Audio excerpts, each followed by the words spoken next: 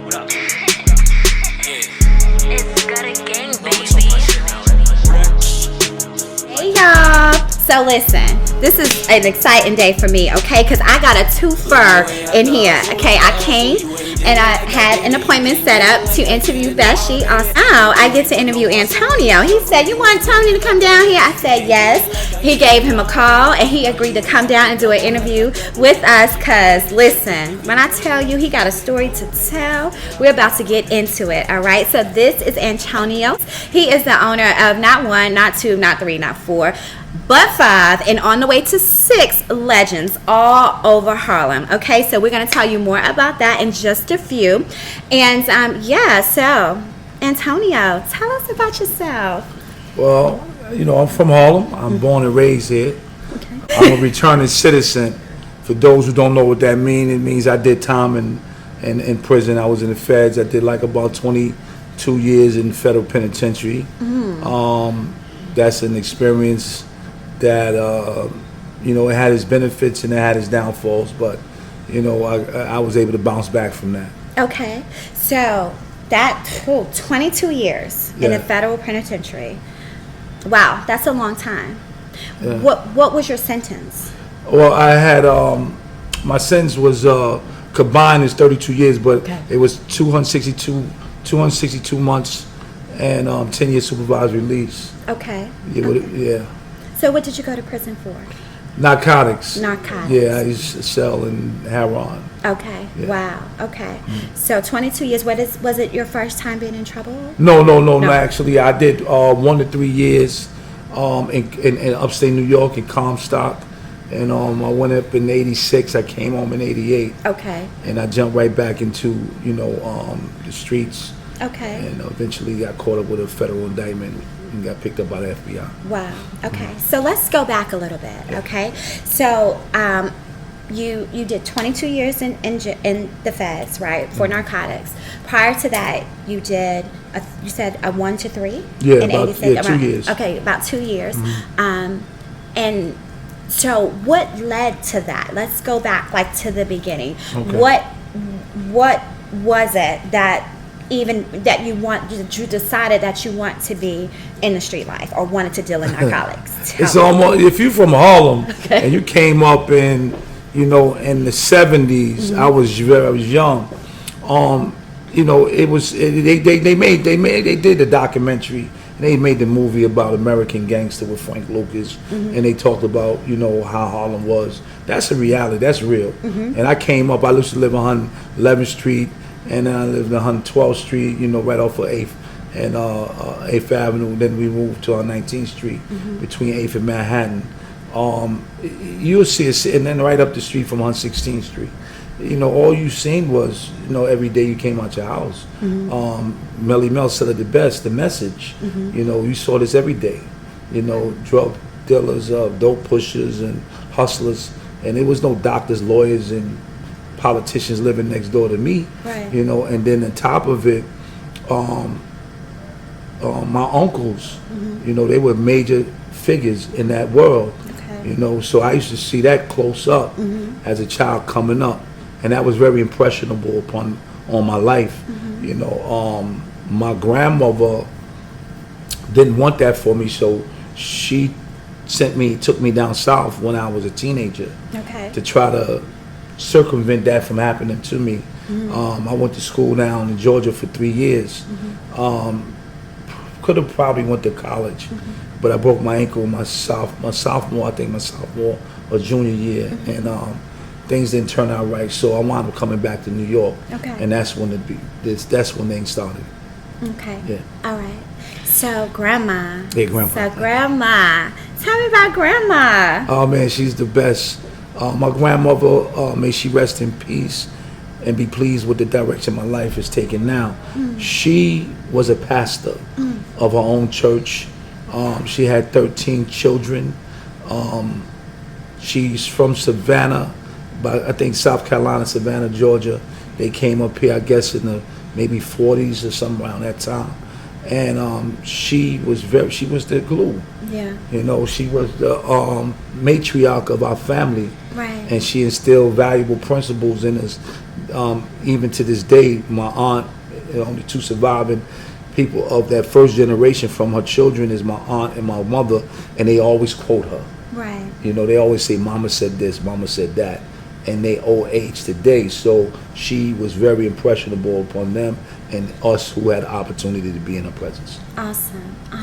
Yeah. Wow. So, Grandma, laid those foundational principles.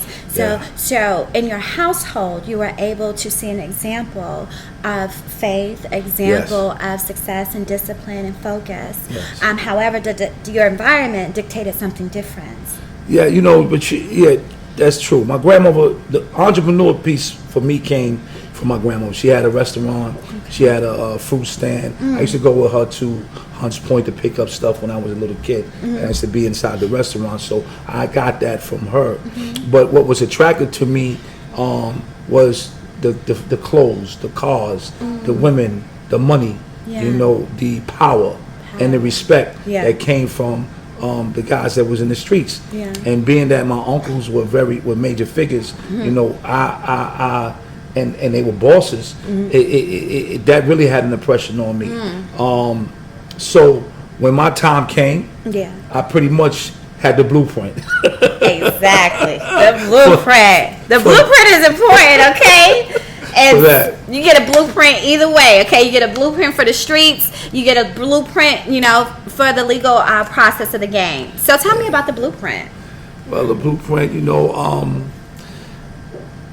one thing my uncle always told me, he said, what glitter ain't gold, Everything that seemed good doesn't mean that it's a good situation.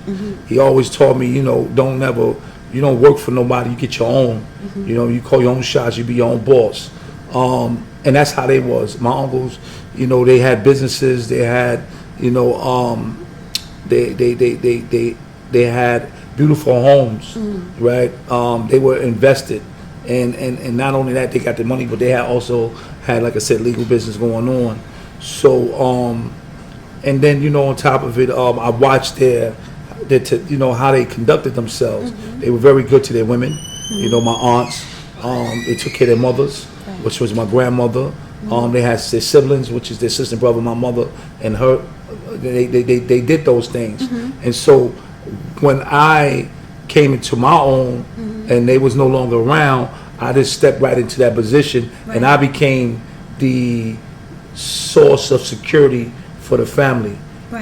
So now they had somebody that was walking in their shoes. I might have not been on that level because they was really, really up there, but I held my own, and became that. And so it was like the saga continued. The saga continues. Listen, y'all ready for the movie? I'm gonna do a movie after the book. Get ready for it. You gonna star in my movie, Antonio? Hey, no problem. Yes, you heard him, right? He gonna be in the movie. So I was telling them also that we're gonna have to get a Legends in the South, that we discussed this. Okay? Yeah. Y'all hear him, right? Yeah, we coming down there. He said he coming to the South now. Y'all, it's on camera, okay? We recorded this thing on the podcast, so everybody know he didn't tell me he coming to the South. All right. So, what happened to your uncles? Okay, so one of my uncles, I was too young to understand what was going on, but I kind of got a sense of what was happening as I got older.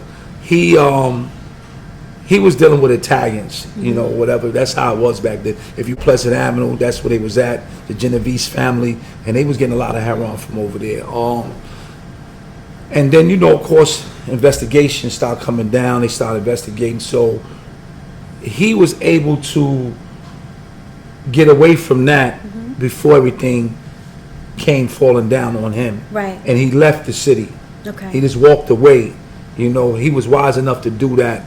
And he went down south and lived out his life as a natural man. Awesome. Meaning he was working a regular job. And I had the opportunity to see this, see him at his highest point, and then see him at what I considered at that time at his lowest point. But to be honest with you, it wasn't his lowest point. It was that now he's being a man, he's working, he's really earning his dollars, whereas he was in the streets hustling and making millions of dollars. I seen that he had the moral a character Yeah. to step out of that into this role and hold it down like that too. Wow. So he was definitely a man's man on both sides of the fence. Wow. My other uncle, unfortunately, I was upstate. He got killed in my grandmother's building, in '87, and he was the younger brother of the one that went down south, and the one that went down south, he eventually died from pneumonia. Okay. But my other uncle, he got killed, you know, and then there's one more that's still alive, you know, but that was it, you know, and the other one that's still alive, he just retired. He just retired. Yeah. Okay. He said, I'm done. Good. You said some important things here.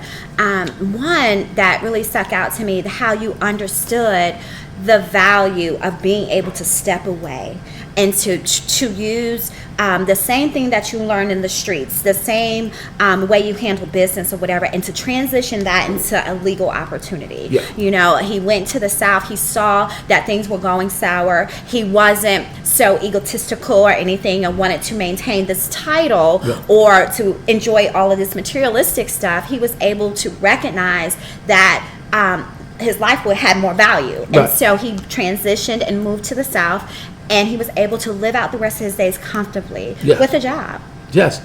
I literally watched, because I went down, I used to go down there for the summertime, and I seen him, you know, when he was in the city and when he was, you know, at his apex of his in that lifestyle. And then I watched him as a natural man, you know, going to work, and he would get up in the morning, like 3, 4, 5 in the morning, and walk 4 or 5 miles to go to work, Right. you know, and to work in a sawmill. That, to me, looking back, is amazing. Yes. He was a great man, you know, to be able to do that, to take care of his family, Yes. right? To take care of his family. A man went from millions and millions and millions of dollars to just making regular, well, at that time might have been 35 or maybe 40,000 a year. You know, and I mean, earning it, 8 hours of work, working in the sawmill. Yes. I mean, who does that? You know, a lot of guys would rather stay with it, whatever the case may be, or go to jail. And no, he didn't do that. He walked Right. away, and that's strength. That's That strength. is. Yeah. That does represent strength. That's strength. That's a different kind of power. That's really Wow. So when you said that, watching your uncles and seeing what they represent, that money, power, and respect, that is the ultimate money, power, and respect right there. And then, so one of your uncles went and, you know, lived out the rest of his days in the South. You said one is retired, but 2 lost their lives. Yeah. Well, one went down south, and one retired. Okay. And the other one got killed. Okay, so it was 3. So it was 3. Yes. Okay, and one got killed. What was that like for you when your It was uncle devastating because I was locked up at the time when it happened. Okay. You know, and I felt if I was there, it wouldn't have went down like that. Right. Because I was out there. Right. You know, I'm this next generation of hustlers in the family. So, Right. you know, and I had a lot of strength with the guy, with my crew, and where we was at the time, and how we was moving up here on 45th and Edgecombe. So that to me was very painful. Right. Because I like, yo, if I was there, this wouldn't have happened. But you know, we plan, God planned, and God is the best of planners. So Yes, he is. Yeah, so Ain't he that's- the best of planners? no doubt. So now the next generation is coming. The saga continues with you, Yeah, right? yeah, So, you talked about your crew, you and your crew. Right. I've recognized just from the interviews with Bashi before, he also mentioned his team, Right. you know, and how important it is to have a team and Yes, to be it is. successful in any business. A team is very important. Yes, it is. So tell me about your crew. How did you choose your crew? And is your crew from your past the same crew you have today? Well, not. I had a very strong team or crew. Some of them are dead, you know, because they got killed in that lifestyle. I used to hustle right here on 45th and Edgecombe and in Bradhurst. I had baseball. Okay. They was calling me Baseball Tone. And the guys that had been down with me they no longer here. So I could talk about them. And it's Wild Al, I had Jason, I had Tank, a guy named Mike Muscles, a guy named Will, and a couple of other guys that came along that was under them and that are still out here. So I won't call their names because they're still around. I don't know what they're into. Exactly. So, but nevertheless, these guys were fearless. You know what I'm saying? They were fearless, and if you ask anybody about them, they'll tell you. And if you ask anybody about baseball on 45th and Edgecombe, they say, they were strong, Bob, because right across the street from us was the Jamaicans. There was the Spanglers, and they garnered a lot of respect and fear in that neighborhood. But they didn't mess with us. Right? Why? Because we had everything they didn't have. We had hand grenades, submachine guns, and all type of bulletproof vests. And wow. Talk about being ready for war in these streets. I'm saying, I'm not proud of that. I want to say this to the people that's listening. I don't glamorize, romanticize, or glorify my past. I definitely don't do that. I don't make movies or have these interviews to make that look fabulous. I suffered as a result of that. Right. So that's a disclaimer. But I'm laughing at it because it's humorous. Yes. But that's right. So we had all those things. Right. And they were ready to go. I used to have to hold them back from other things, Right. So when we would hustle in the daytime and shoot out at night with these guys. Right. And we weren't going nowhere. So there was a level of respect for us. Right. Right. And the only way we solved that is one night I was in the fever with our cousin and one of the guys who was, a head major figure from on a team. We was in the same place and we had a conversation. Right. And so we said, listen, man, we're not going to be doing this. We can't get no money like that. We'll just keep the people who are committing fraud and beating the customers that come to do business with us off the block. Right. So that's how we got a truce with that. Okay. But we wasn't going nowhere. Yeah. You know what I'm saying? We from America. This is our block. That's right. We just came over here off the banana boat. Oh, that's how you felt? Yeah, at the time, that's how we felt. So, and our gun bust just like yours. Yes. You know what I mean? Yes. So, yeah. But yeah, I had a pretty good team, and some of them are home. I don't mention their name or anything like that. That was a part. If they listen to this interview, they know who they are. Right, right.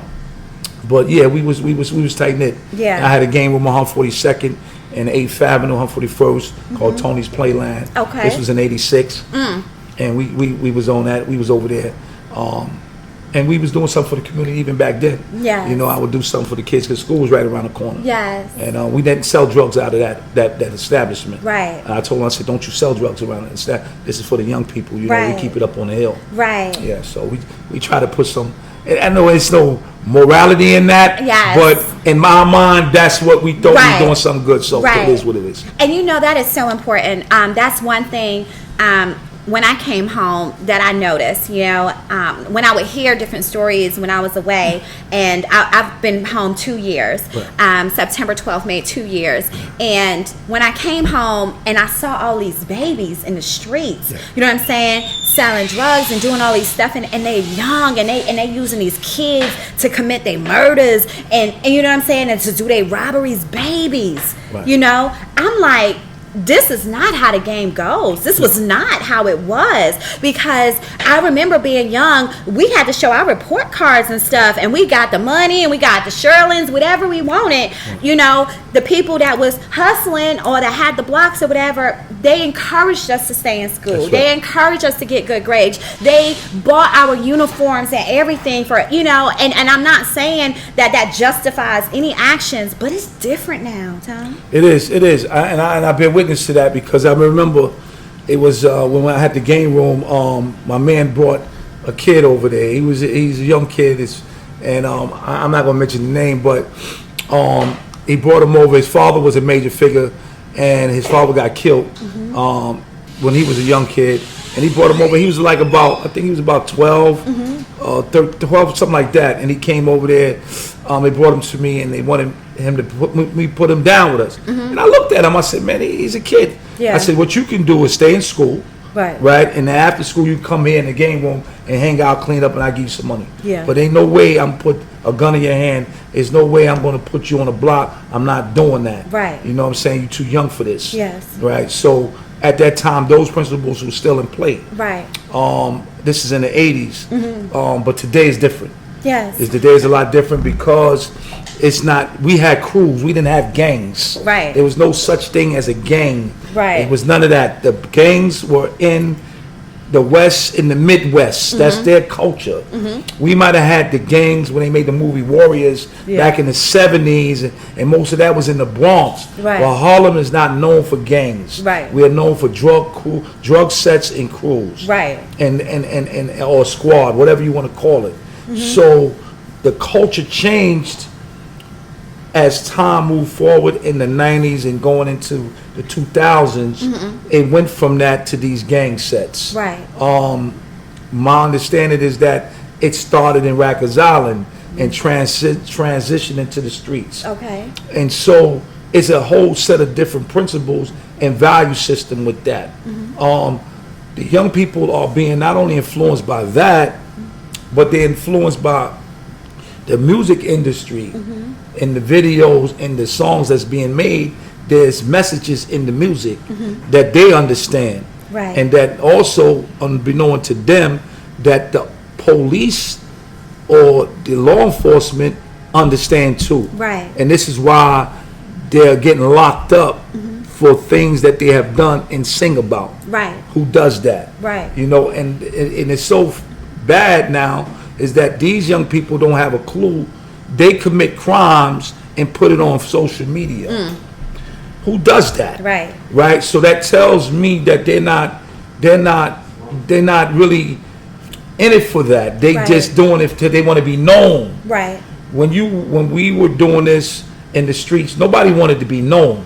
You want to be quiet as possible. Right. You know what I'm saying? You want to be in the shadows because you want to circumvent getting locked up. Yeah. Even the Italians, they were asking, is there a mafia? They would say no. Yeah. And the one that was loud, they would say, yo, you need to be quiet. You putting too much heat on us. Right. So nobody does that. But today, listen, I want to be known. I'm going to do this. I'm going to do this. I'm going to make videos showing guns. I'm going to set out threats on social media. Right. And then when it go down, you get locked up. And now you can't really handle that type of pressure. Right. So what happens? Right. You want to get from under that, and deals are made. So, and the reason for that happening, and if you don't mind me just elaborating. Oh yes, definitely. Please elaborate. There was a war on drugs, and it came through the Reagan and Bush administration. Right. The laws changed in '86, and they implemented in '87. 50 grams of crack got you 10 years, mandatory. That's $500 worth of work because it was 100-to-1 ratio. For those who understand that, 1 gram of crack equal to 100 grams of cocaine. Right. And so we didn't understand conspiracy. Right. Conspiracy means to breed together. It is a meeting of the minds. You had co-defendant that was known. You had co-defendants that was unknown. You had unwitting co-defendants. So we was being cased up and thrown into this pot gumbo pot of conspiracy with people we did not know, and they were taking street level guys as long as bosses, and they locking us up and they giving us a lot of time. Right.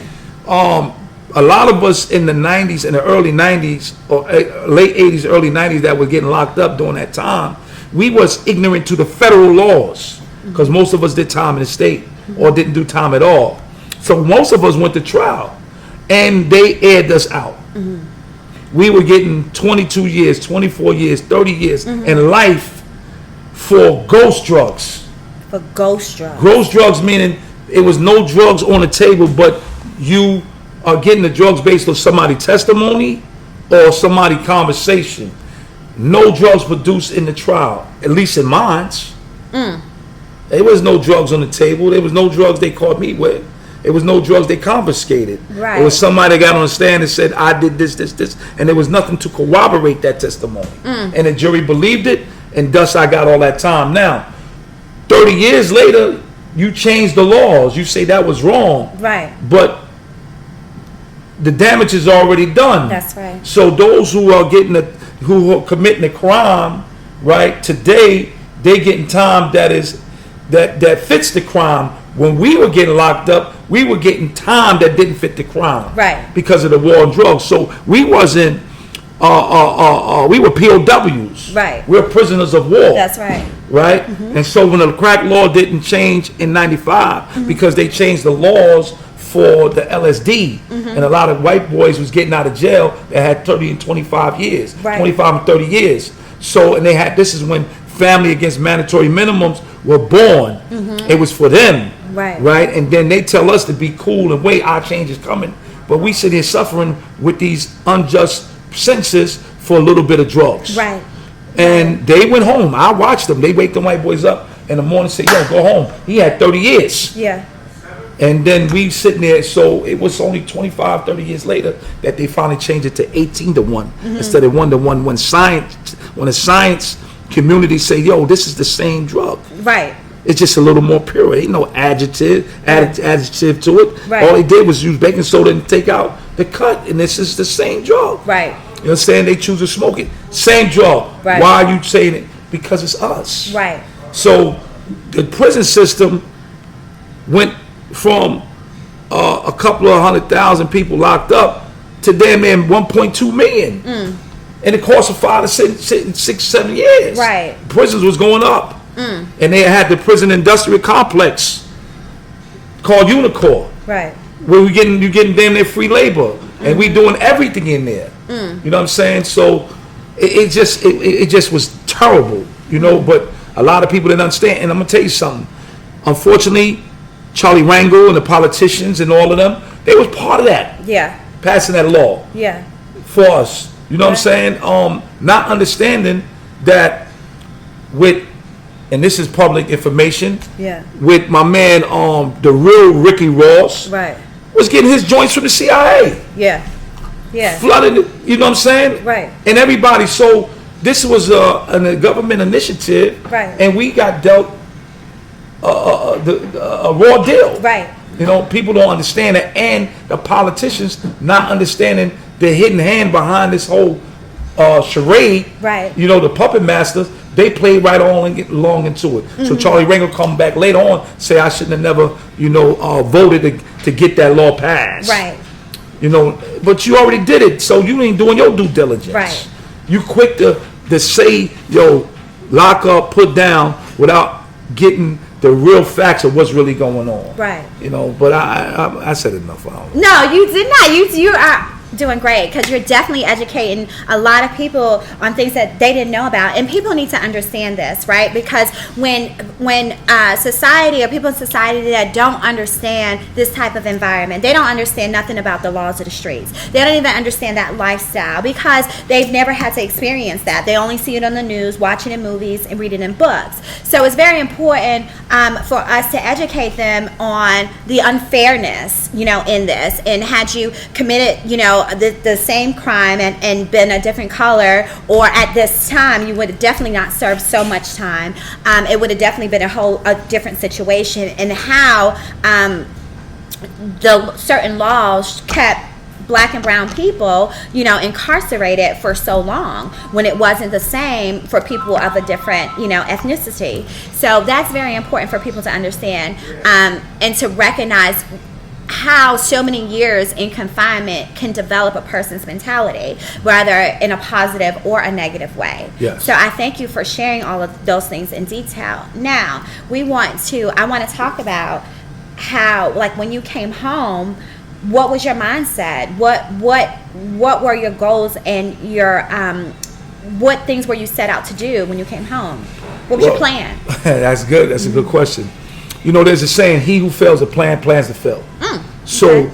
I was saying, I transformed my thinking while I was inside. That whole time I did a lot of reading, I did a lot of self-evaluation and self-analysis and self-correction.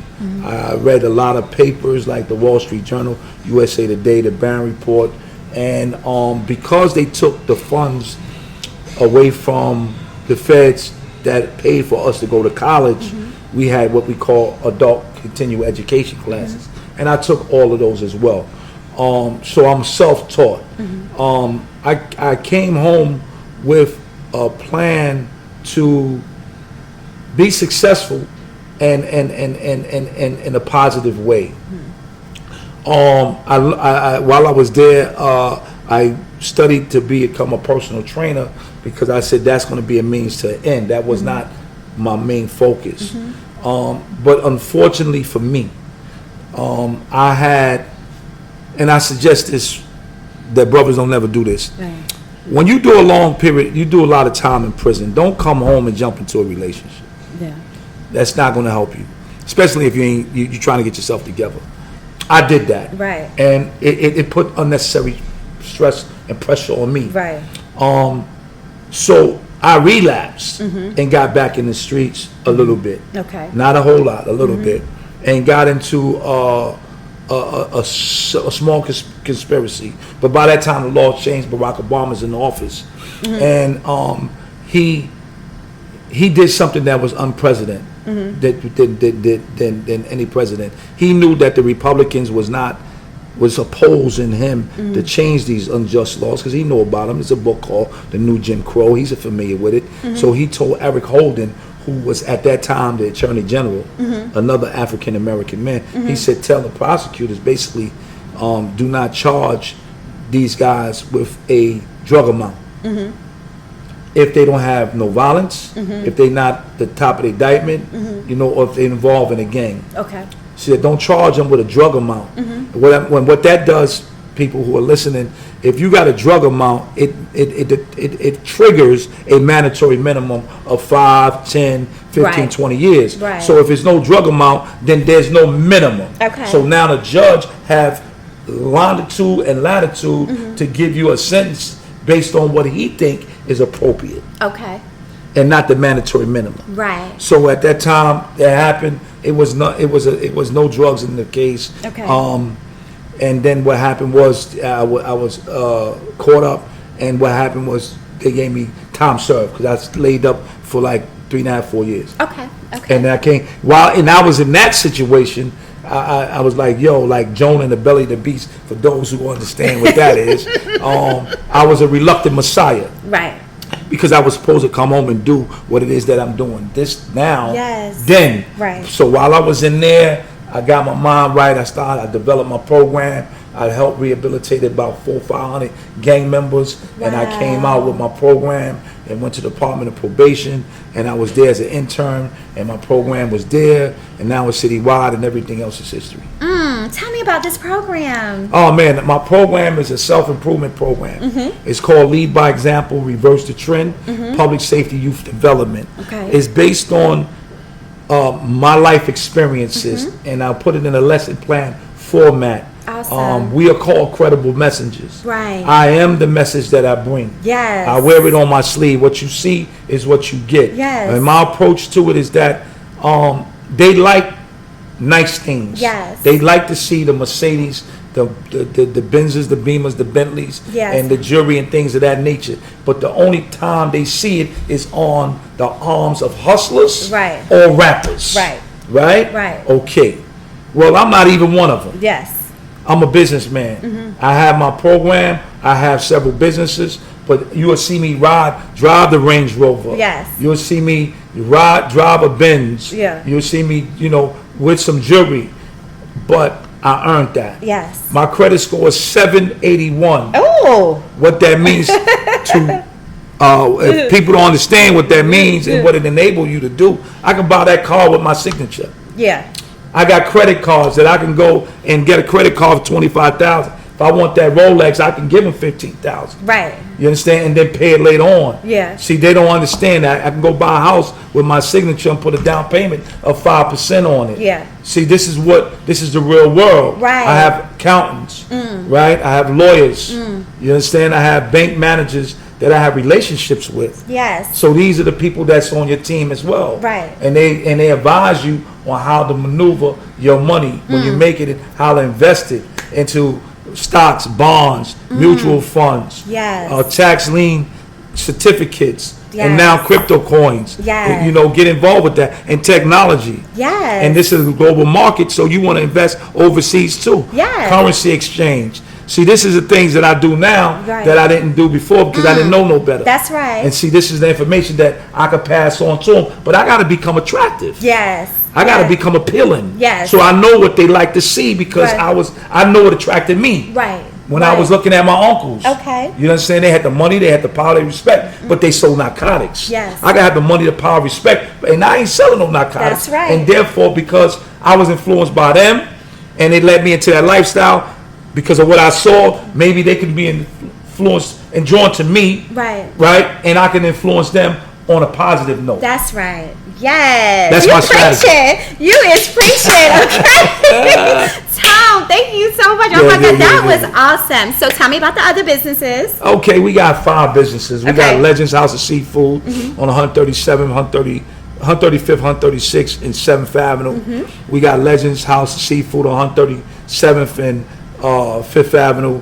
Legends Juice Bar Lounge on 137, 138th and 5th Avenue. And we have Legends Lounge here on 145th, 146th and 7th Avenue. And we have a Legends Lounge 151. We're going to open up Saturday on 151st and between 8th and Browhurst. So we got 5 businesses, and we're looking to open up more. That's right, because you're coming to the South. Oh yeah, no doubt. Yes.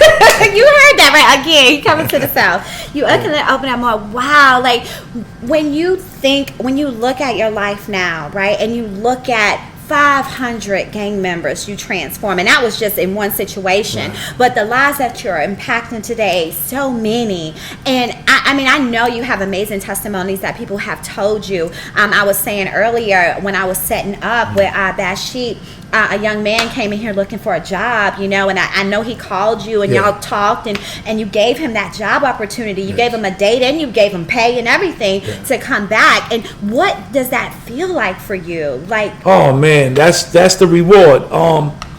You know, the reward of labor is the accomplishment of labor. Whenever you have an idea in your mind, you know, it's something written called faith is the substance of things hoped for and the evidence of things not seen. The substance of the thing hoped for is in your mind. It's a seed, it's a thought, it's an idea. But faith is your belief in that idea because you have to believe in it. And then you go to work, you understand, because now you're impregnated with this vision, this idea. Right. And you go to work, you laboring to bring it into what? Fruition, and that become your baby. Well, this is my baby. All these things that I'm doing are my children. And when the young man come in here looking for a job, giving him a job or being able to direct him to resources is rewarding because I know that's somebody that don't have to go to the street. Right. That's somebody that don't have to pick up the gun and go hurt somebody else to get the things that he need, which is necessity of life, food, clothing, shelter. So I advocate that for them. I put it out there, and I'm always looking for resources. Either I can, if I don't have it myself, I could direct them to it. Right. But I do not tell them, you know, to stop what they're doing unless I have something to give them to replace it. You feel me? Yes. So if you in the streets and I'm talking to you and I'm telling you what that's going to lead to because I've been there and did that, and that glitter can blind you. Right. But I got something you can replace that with. Yes. You can have these things. Yes. And because I have all the trappings of wealth that you like anyway, and you see me doing it, and I'm making it look good, and you say, well, if he's doing it, then I can do it too. Yes, you can do it. Yes, you can do it, but you have to be patient. Nothing comes in a vacuum. Give yourself a chance. But because I have already did it, you don't have to figure it out. I just walk you right through it. Wow, the blueprint. So wow, that was just amazing. We just came full circle with that blueprint, didn't we? Because you talked about how your uncle gave you the blueprint for the streets, but now you're creating a blueprint on the legal side to get people out the streets. Isn't that amazing? Yes, God is good. Isn't that amazing? God is so good. He was given a blueprint for the streets, and now he's creating a blueprint to get people off the streets. And you said something so important. You're not when you talk to these people and you're telling them and you're helping them to understand what this life will lead to. you're not telling them, get out of the streets today until you have something to replace it with. Yeah. So you feel like it's an obligation for you to be able to provide them with this blueprint, with actionable steps that they need to take to transition their life from from abiding by the laws of the streets to abiding by the laws of the land. That's right. Right. That is so awesome. Yeah, Tony. that's a fact. I love it. Yeah. And you do have 4 children. Yeah. Thank God, And so we got to talk about this just a little bit, because I said, well, tell me how old the children are, right? And so he says, about 35, 33, 18 months, and 15 months, okay?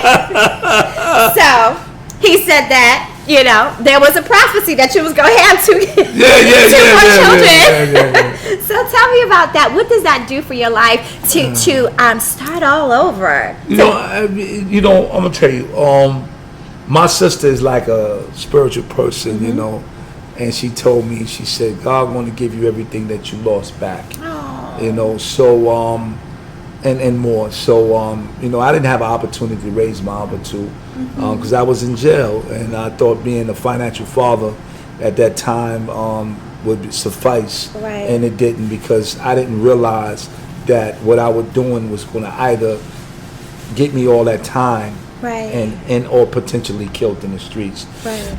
So, because you're not thinking, and I didn't have nobody in my ear to tell me otherwise, because I was considered to be a boss. Right. So, but I'm here now, and I have these 2, and now I have an opportunity to give them that time, rear them properly, teach them properly, so they can be effective in this world. Yes. Yeah. That is amazing, Tony. And you know what? God does restore, doesn't He? Yes. You didn't get to raise 2 children. You got 2 kids. He gave them to you back to back so you could get to it. Okay. Yeah. I have a lot of time. You have some time. Because you're getting up in age now, but you still look young as ever, and I know you feel even younger. Because one thing about adding value to your community, and especially to young folks, they keep you young. They are amazing, aren't they? Definitely. They are. And I thank you so much for agreeing to do this interview. And tell me why. Why did you agree to do this interview with me today? Well, first and foremost, this is a great late woman.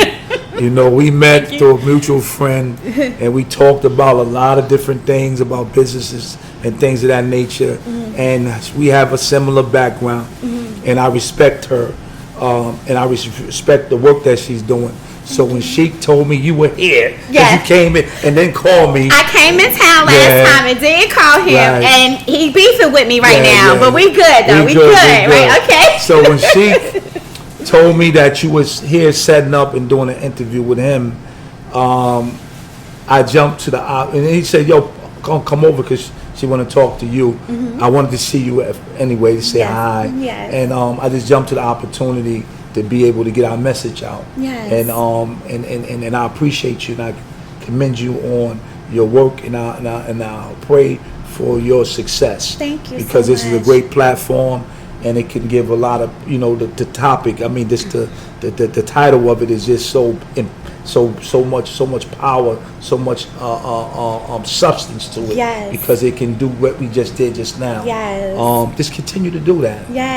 Congratulations. Thank you so much. Thank you so much. And we're definitely going to continue to talk. Even more. One thing that you said about the curriculum that you developed, I want to work on a financial literacy curriculum for prisons, for the prison system. One thing that I know about doing time that I experienced, there's a lot of other educational things that they have. They have the Bible studies, so many different kinds, and they'll have probably like how to create a business plan and things like that, but there was never any financial literacy curriculum or education. And so maybe we can partner together and work on some things like that for a prison ministry in the future. But that's ultimately the mission, to try to get them to get that mindset, to transition that mindset prior to coming home. So when they come home, they can have something to stand on. Because I know the institution where I was incarcerated at, I was able to work in Braille, and the other place that paid was the plan. So we get paid, and if you get minimum wage, then you pay taxes. So we have the opportunity to get paid, to save money, to pay taxes, and we get interest on our money saved, right? But very little, minimum. But what if, they had that financial literacy curriculum and platform, and so they were able to understand how to budget and how to do these things, what compounding interest is, all of those different things that we are now learning. Big shout out to Trappers Anonymous, Wall Street Trapper. Okay, I am a trapper, all right? And so big shout out to that, because of the fact that he broke down a business like a brick, right? So immediately when I came home, I knew that I had to transform my mind. And then I'm going through, big shout out to EYL University as well, because I went on there and I was listening to all these different podcast that was talking different, right? They were talking about this success that I never seen on a legal level, with people that look like me, and I was just intrigued by it. But funny thing, it started with my roommate being in stocks. So I understand that it's so important that if there was a curriculum along with a person that can put a seed in your ear, about stocks, and then there's something that you can, actionable steps that you can take to understand it prior to coming home. I think that they can have a strong foundation to stand on. What you think? Of course, because I'm gonna tell you something. I don't brag and boast, but I'm the blueprint. I did exactly the same thing. I studied. I learned about the stocks and the bonds and all this stuff while I was inside. Okay. So when I came out, I didn't have to study that. I just walked right into it because the information was already there. So you're right. That's proper preparation. Which will prevent poor performance. Yeah. So I like that. And if you need me on any level, Dylan, I'm here at you. Thank you. Please say that again, because that's a bar. Proper preparation prevents poor performance. Proper preparation prevents poor performance. Okay, that's a tongue twister, but it's awesome. That is a gem. Don't steal that. Okay, that's about to be my tagline. All right. And so the podcast is called Law and No Order. Special Survivors Unit. Survivors Unit. I like that. Yes. So law is what it is, but it also can be a metaphor for standards, values, rules that you abide by. So what is a law for your life? Oh man, the law for my life, it's many laws, but the law for my life is to live on purpose. Nothing in the universe is created without purpose. And when you have purpose in your life, then you got it. You got it. And this is a prayer that the Muslims pray. And I'm going to just say it. It says, in the name of Allah, the Beneficent, the Merciful.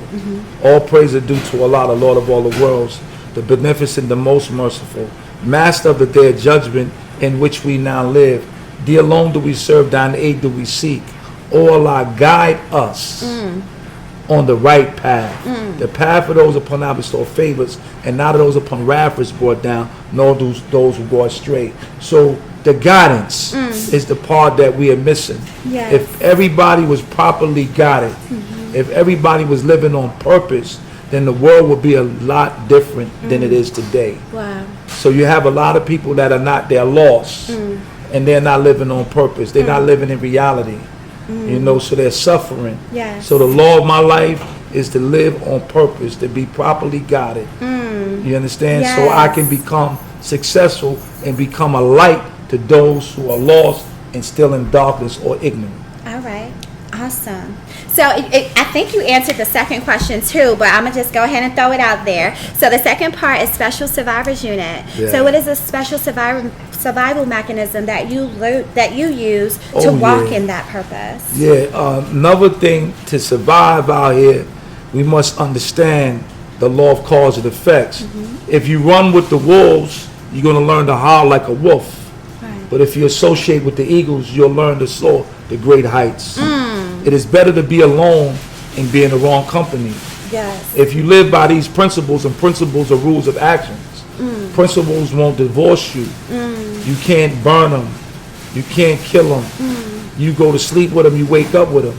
And if you live by this principle of being alone than being in the wrong company, then you could this is a survival tool that you implemented in your life to support you in the concrete jungle or wherever you go. Right. We don't want to be around those who will choke our dream. We want to be around those who will stretch our vision. Yes. We know that our friendships will change because if we don't grow together, our friends will grow apart. Yes. We go in different directions.